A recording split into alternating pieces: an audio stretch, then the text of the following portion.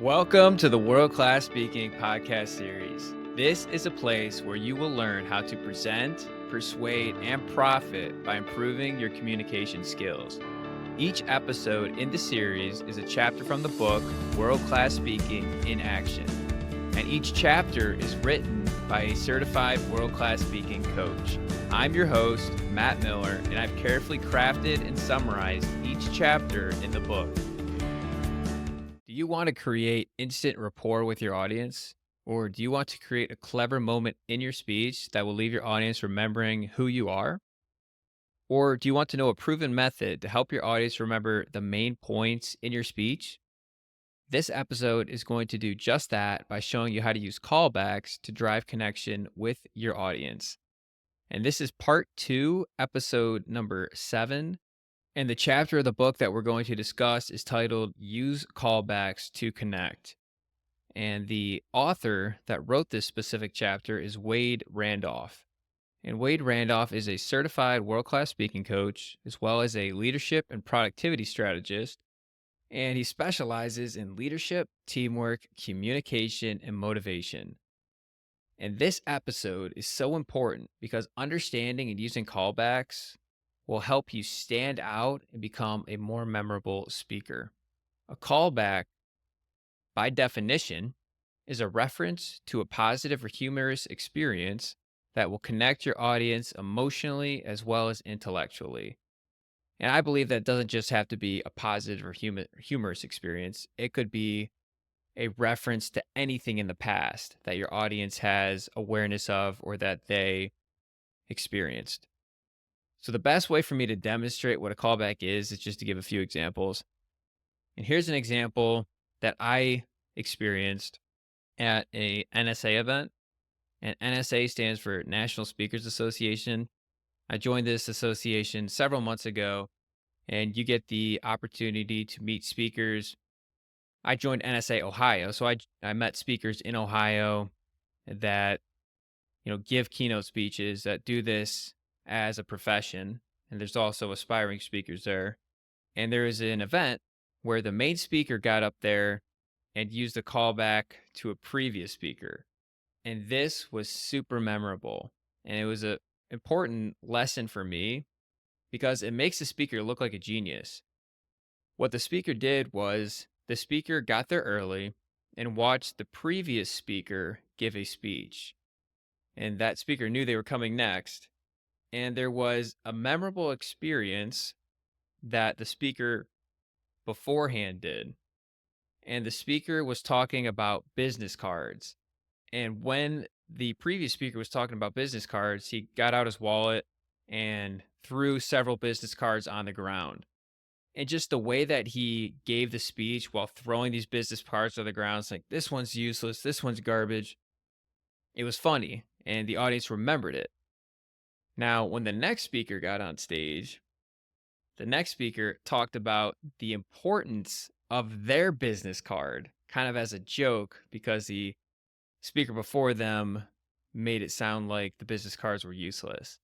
And that incorporated humor into the speech, and then the audience started laughing. But it made the keynote speaker, the person that came second, look very smart because they were able to connect with the audience by calling back to a previous experience from a previous speaker. And that was super powerful. Another example of using a callback is you can use a callback to call back to the main points in your speech. Now, if you think about it, if you give a main point that you want your audience to remember, maybe you want your audience to remember that the key to growth is becoming a lifelong learner and adopting a positive mindset. Now, if you're later in your speech and you ask the question, what is the key to growth? And the audience says, adopting a growth mindset, having a positive mindset. Well, that creates repetition. And when we create repetition, we create memory. So the audience will remember it. And the callback, what it does is it creates that repetition. So therefore, using a callback creates repetition, which equals memory. So be more memorable in your speech. And I think about my Toastmasters icebreaker speech. And I started My very first speech at Toastmasters, which I've talked about before. Toastmasters is an association where you go and you give speeches in front of a live audience, and then they will give you real time feedback. They'll count your filler words, your ahs, ums, so's, and buts. And they'll also give recommendations on how you can improve your speaking. I gave my first speech at Toastmasters. It was 4 to 6 minutes. And I started my speech by asking a question saying, what is the greatest fear holding you back in the last 12 months? And I gave the audience time to think about it. And then at the end of my speech, I concluded by talking about that fear. And I called back to that initial question. And I said at the end of my speech, now think about that fear that you thought about at the very beginning of my speech. Now, fear is inevitable. And the only way to crush it is to move towards it. So, what are the actions that you can take to squander that fear? Because remember, successful people are willing to do what unsuccessful people are not willing to do. If you want to be successful, you need to take action towards your fears. And I closed it like that. And it was successful because the audience had that fear in the back of their mind from that initial question. And then when you end a speech by giving motivation like that, it seems to connect with the audience. And then a third example is a callback to humor. People remember humor, it's just how the brain works. And we're going to uncover the brain and humor in future episodes and really dissecting how the brain works. But for now, just know that humans learn from emotion and we can make emotional decisions.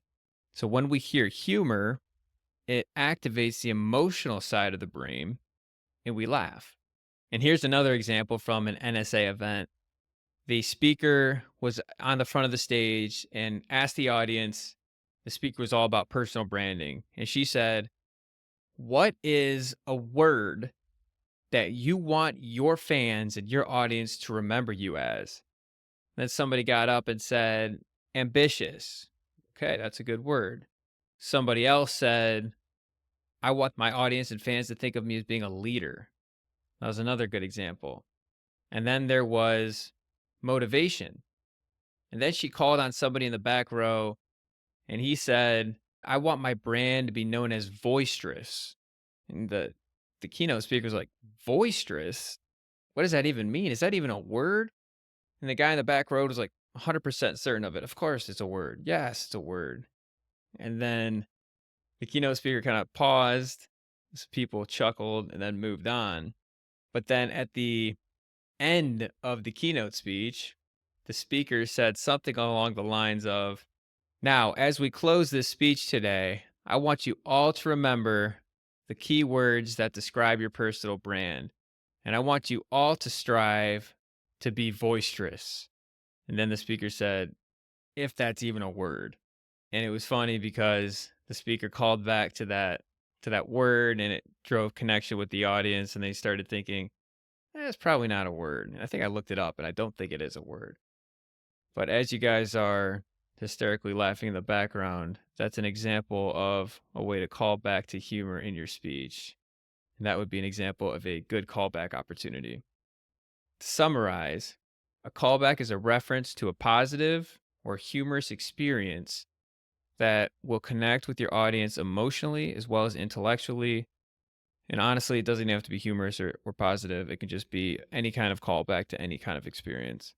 And three examples of when to use a callback that has been more effective from my experience is calling back to a previous speaker, calling back to your main points, which causes that repetition, which leads to memory, or calling back to humor. Now that you know the power of using callbacks, be aware of when callbacks are used in future speeches and presentations and study their effectiveness. If you happen to speak after somebody else, get there early and listen for the humorous and memorable moments of their speech, and then you can call back to it in your speech. It'll make you look like a genius. It will also make you look like you came up with it on the spot, but you really had it in your back pocket the whole time. In the next episode, you will learn how to create a compelling scene within your speech or presentation. That's all we've got for this episode on the World Class Speaking podcast series. Until next time, remember that becoming a great communicator is so important because it leads to greater impact, influence, and income. Thank you for listening and have a great day.